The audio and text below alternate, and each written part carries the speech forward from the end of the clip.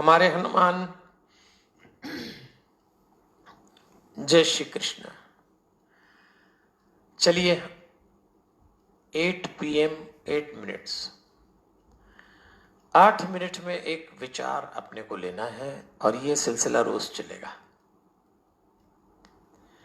इस समय हम सबकी जिंदगी में हर फ्रंट पर एक युद्ध चल रहा है। अगर आप देश की बात करें तो दो नजदीकी जो हमारे पड़ोसी देश हैं परेशान करके रखा है।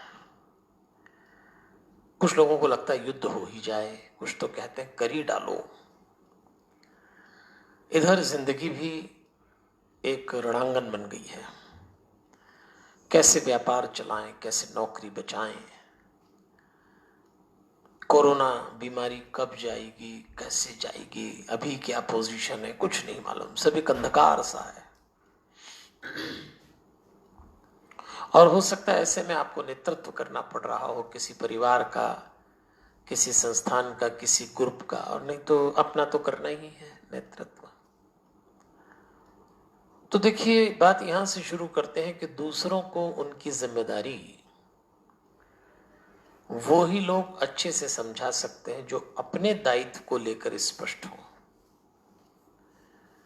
और आज प्रबंधन के युग में, इस मारामारी के वक्त में,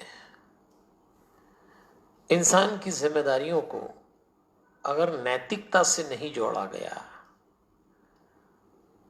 तो लोग जिम्मेदारियों को भी सामान्य कामकाज की तरह निपटाएंगे, बोझ मानकर तनाव लेंगे। और ऐसा दिख रहा है।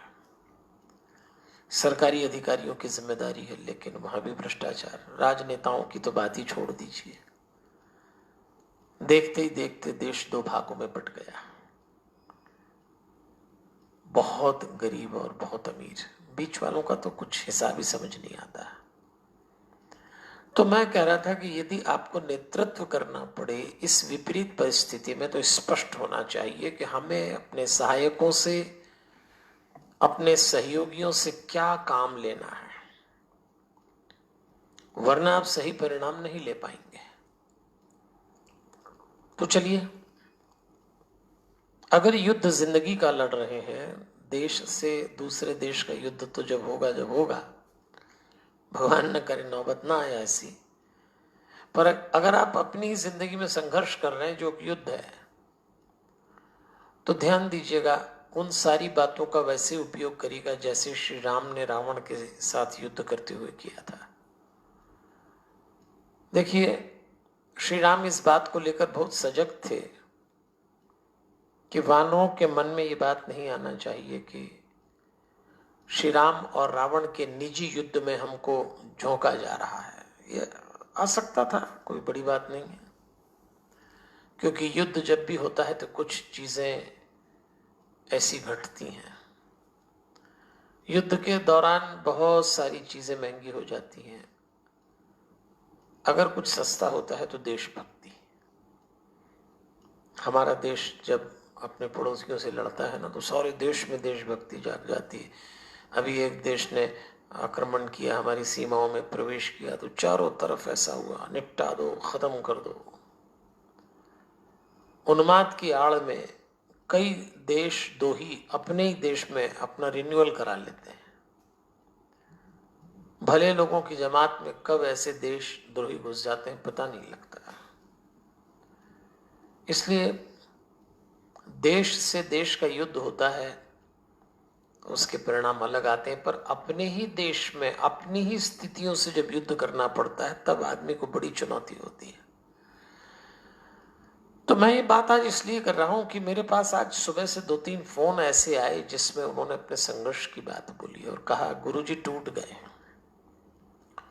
तो मैं कहता हूं भाई, आपको एक बहुत बड़ा संस्थान चलाना है, आपके बहुत सारे सहयोगी हैं, तो थोड़ा राम जी और सुग्रीव से सीखिए। जब रावण से युद्ध हो रहा था और सीता जी की खोज में उसके पहले जब वानर भेजे जा रहे थे, तो राम और सुग्रीव अपने अपनी जिम्मेदारियों को लेकर बहुत स्पष्ट थे। आपको भी होना चाहिए, आपकी क्या रिस्पॉन्सिबिलिटी है, आप बिल्कुल क्लियर रहे इस मामले में। दोनों एक दूसरे की मदद कर रहे थे। और युद्ध के दौरान श्री राम ने अपनी मैत्री को स्पष्ट किया था कि देत लेत मन संक न धरई, बल अनुमान सदा हित करई, विपत्ति काल कर सतगुण नेहा, श्रुति कह संत मित्र गुण ऐहा।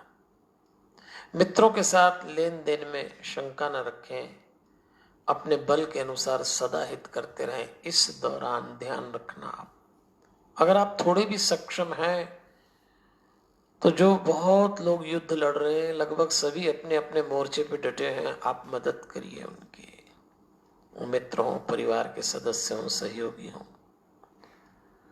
और राम जी को देखिए, विपत्ति के समय अपनी सेना के एक एक बानर से उनका हाल पूछते थे, एक एक से।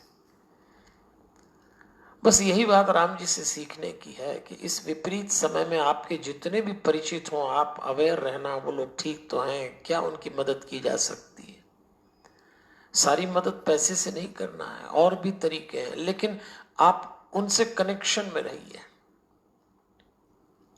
क्योंकि सुग्रीव ने वानरों को एक बात बोली थी, मन क्रम वचन सो जतन विचारे हो, रामचंद्र कर काजु संवारे हो।